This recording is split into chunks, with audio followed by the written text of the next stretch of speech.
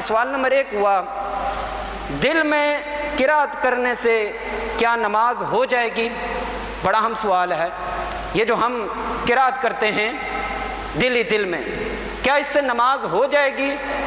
اس پر حکم یہ ہے کہ وہ اللہ اکبر اتنی اونچی آواز سے کہے کہ اس کے اپنے کان سن لے، اتنی اونچی آواز میں قرات کرے کہ اس کے اپنے کان سن لیں، دل ہی دل میں وہ قرات کرتا رہے، دل ہی دل میں وہ اللہ اکبر یعنی تکبیر تحریمہ دل میں کہہ دے، قرات دل میں کر دے تو اس کی نماز نہیں ہوگی۔ اسی طرح ہی اب اللہ اکبر پہلی تکبیر کہنا یہ فرض ہے، اتنی آواز اونچی آواز سے اللہ اکبر کہنا ہے کہ اپنے کان سن لیں، یہ نہیں کہ پوری مسجد سن لیں، نہیں اپنے کان کم از کم اس آواز کو سن لیں۔ پھر آگے ثنا ہے، ثنا جو ہے یہ سنت ہے، تعوذ اور تسمیہ بھی سنت ہے، ان کو بھی اتنی اونچی آواز میں کہنا ہے کہ اپنا کان سن لیں، لیکن نہیں بھی سنے تو نماز میں فرق نہیں آئے گا۔ آگے قرات ہے، اس میں بھی کانوں تک آواز جانی ضروری ہے، دل ہی دل میں قرات کرنے سے نماز نہیں ہوگی۔ اسی طرح التحیات ہے، وہ بھی اگر دل میں قرات کر رہا ہے، منہ بند ہے، زبان سے کر رہا ہے، دل ہی دل میں نہیں، کوئی قرات نہیں ہے، کوئی قابل قبول نہیں ہے، بلکہ دل میں نہیں زبان سے قرات کرنی ہے اور اپنے کان سنے کہ میں کیا پڑھ رہا ہوں۔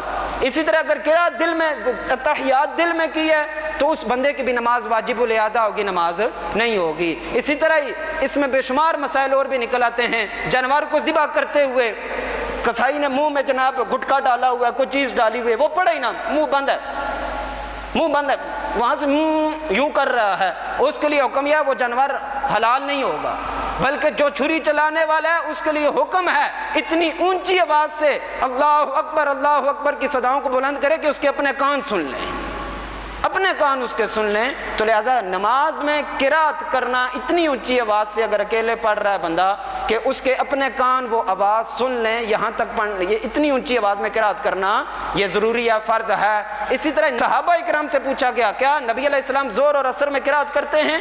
اللہ اکبر، صحابہ اکرام نے جواب دیا ہم نے نبی علیہ السلام کو زور کی نماز سرکار پڑھا رہے تھے، نماز پڑھ رہے تھے اللہ کی، دیکھ رہے تھے چہرہ مصطفیٰ نبی علیہ السلام کا، پڑھتے پڑھتے کہنے لگے کہ ہم سرکار کے چہرے کی طرف نماز جب سرکار پڑھا رہے ہوتے تو چہرے کی طرف دیکھتے تو سرکار کی داڑھی مبارک ہل رہی ہوتی تھی۔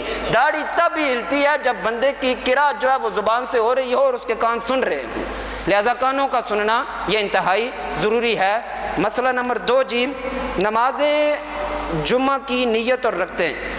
نماز جمعہ کی جو رکعتیں ہیں عند الاحناف، توجہ ہے آپ لوگوں کی، عند الاحناف نماز جمعہ کی عند الاحناف یعنی احناف کے نزدیک 14 رکھتے ہیں، 4 شروع کی رکھتے ہیں، یہ سنت مؤکدہ ہے، اور پھر 2 فرض ہیں، پھر 4 سنتے ہیں وہ سنت مؤکدہ ہیں، پھر 2 سنتے ہیں وہ بھی سنت مؤکدہ ہیں، پھر 2 نفل ہیں۔ عند الاحناف یہ 14، لیکن ہم احناف ہیں تو یہ 14 رکعتیں بنتی ہیں، 4 سنتے ہیں، 2 فرض، پھر 4 سنتے ہیں، پھر 2 سنتے ہیں، پھر 2 نفل۔ اگلا سوال اس کے ساتھ ہی ہوا ہے جی کہ نیت کا، نماز جمعہ کی جمعے کی ہی نیت کرنی ہے، ظہر کی نیت نہیں کر سکتے، جمعے کی نیت کرنی ہے، یہ نہیں کہ میں 4 رکعتیں پہلی ظہر کی ہیں جی پھر 2 فرض جمعے کے، نہیں، ہر چیز میں نیت کس کی کرنی ہے جی؟ جمعے ہی کی کرنی ہے۔ آگے سوال ہوا ہے جی کیا کھانے کی چیز پر پھونک مارنا جائز ہے؟ اللہ اکبر، بڑا اہم سوال ہوا جی۔ کھانے کی چیز پر نبی کریم رؤوف الرحیم صلی اللہ علیہ وسلم نے پانی پر پھونک مارنے سے منع فرمایا ہے، منع فرمایا۔ اب اس میں فی زمانہ علماء نے تحقیق کی، سائنسدانوں نے تحقیق کی، کہتے ہیں منہ سے نا کچھ ایسے جراثیم نکلتے ہیں جو پانی میں چلے جاتے ہیں، ان کی تحقیق آج کی ہے، طبیب قلوب نے 1450 سال پہلے بیان فرما دیا ہے۔ اب اس پر ایک اور بھی حدیث ملتی ہے، نبی علیہ السلام کے پاس ایک شخص پانی لے کر آیا، نبی علیہ السلام نے کچھ پڑھا، پڑھنے کے بعد اس میں پھونک ماری، کہا یہ جا پی لے، اللہ تجھے شفا عطا فرما دے گا۔ اب سرکار تو نور علی نور جی، سرکار کا تو دیکھنا ہی کافی ہے، سرکار کی تو نسبت ہی کافی ہے، نبی علیہ السلام نے پھونک ماری۔ اب ہمارے لیے کیا درس ہے جی؟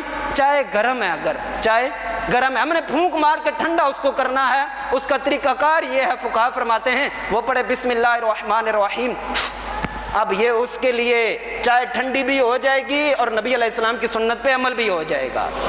ایک گھونٹ بھرے घूंट भरने के बाद फिर फूंक मारनी है, बिस्मिल्लाहिर्रहमानिर्रहीम। अब ये जब बिस्मिल्लाह पड़ेगा वो जरासीम दूर हो जाएंगी, अल्लाह की रहमतें उतर आएंगी, वो फूंक नूर अला नूर हो जाएगी।